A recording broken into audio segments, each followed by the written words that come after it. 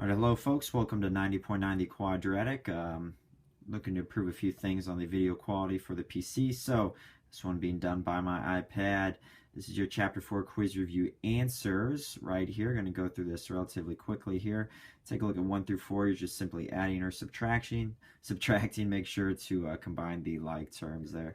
Then we get some FOIL time, guys. 5 through 8, first, outer, inner, last. Guys, again, the answers are all highlighted or circled there. Guys, on 3 you have conjugates, so you really just have to do the first and last part of FOIL. The middle terms, 18i, negative 18i will cancel. Take a look again at all those answers. Pause anytime you need to. For Honors Algebra 2 only, got to make sure to multiply the top and bottom by the conjugates to get that answer highlighted there at the bottom. All right, again, this has to be relatively quick. We'll have, when second semester starts, we'll have slower videos for us, guys. When you complete the middle, complete the square, always take half the middle term and then square it.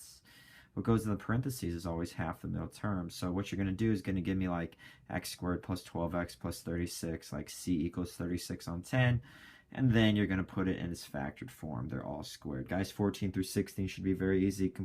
State the conjugates. You still write down 8 and 3i. It's just a different symbol in between on 14.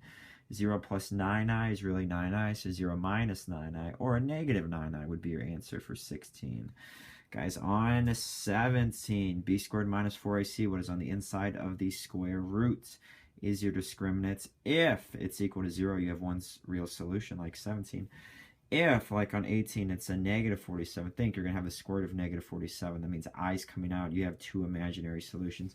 And if it equals a positive, if you get a positive answer like you do on 19, the square root of 97 is a positive 97, so you're going to have two real solutions there.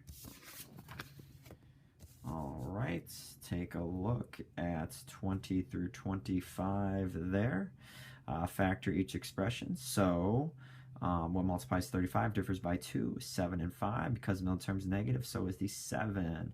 Take a look at 21, difference of two perfect squares. 22, 7 and negative 6. Just factor out the 7x on 23.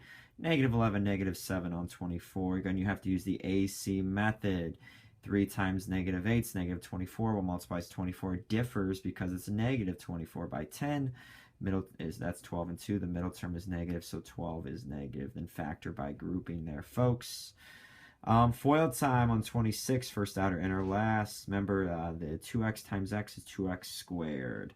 Got conjugates again. The middle terms will cancel on 28. 29, there you go. 30. Oh, we got some dogs barking in the back. Try to ignore that, my bad. 30, there's your answer. There's 31.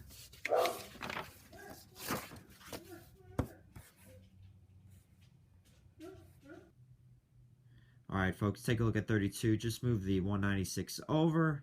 Take the square root, you get plus or minus 7. On 33 here, factor that. What multiplies to 18 differs by negative 3. Differs by 3, negative 6 and 3. You're going to get x equals 6, x equals negative 3. Quadratic formula, folks, on 34. Remember, if the square root goes bye-bye, like in the case of 361, that means you could have had two answers. Always simplify it. Take a look at 35. I'd use quadratic formula again. You do not have to break up root 84. Take a look at 36 here, folks. Quadratic formula.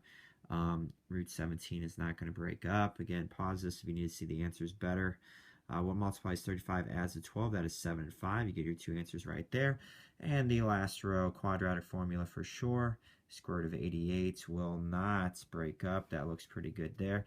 We should have talked about 39 in class. You get plus or minus 4i there on 39.